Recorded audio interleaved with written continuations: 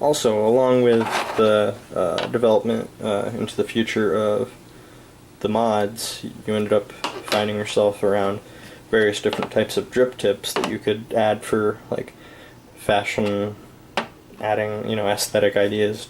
Like these things here, we got these oh god, I forget what they were called, but they would add a little end effector to your ego, and you could actually put them on a lot of things because of what was known as the ego threading, which was this threads out here.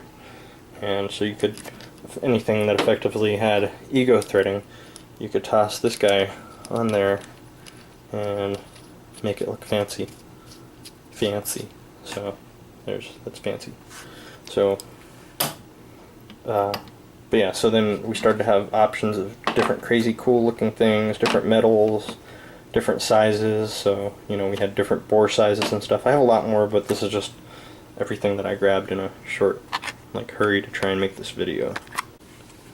So the next movement was, you know, as we saw with this variable voltage ego, was, you know, starting to be able to have control over the amount of voltage, or even some of them in the future had power mode.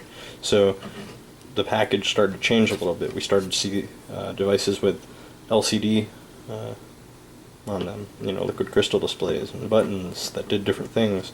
So it was more than just a battery connected to an element and a button. It started to have actual processing involved. And even back in the early stages, they had like circuit protection, so, you know, they were less likely to blow up in your hand. But these batteries, they really want to blow up, so there's not a lot you can do that won't satisfy that, except for, well, just being safe and following the guidelines. And I'll make a video on that. But yeah, so the package started to change. We started to go away from, you know, just being cylindrical fashion, although some of them were really cool, but they just didn't survive going in the field in the army. So I've got a lot of dead ones and a lot of, I don't know, like I keep them around for either trophies or repurposing them for using parts to make my own stuff or repairs or whatever. I ended up getting one of these from my brother-in-law. What is this called? I forget the company.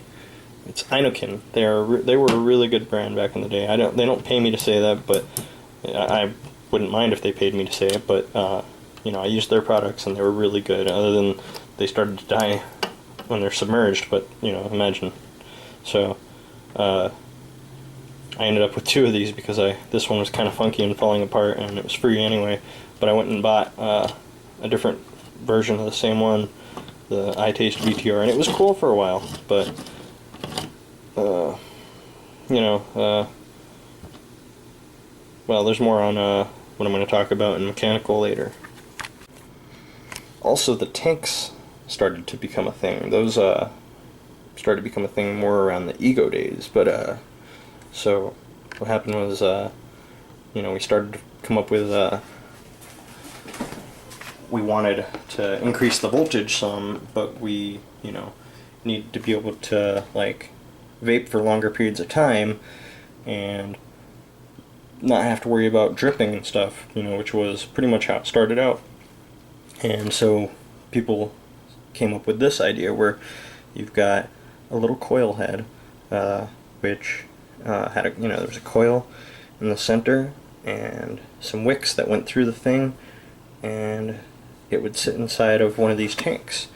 And the cool thing was, you know, you would just fill it at the beginning of the day, go on your work day, and not even have to worry about filling it, maybe even until the next day or so, depending on how stressful the day was.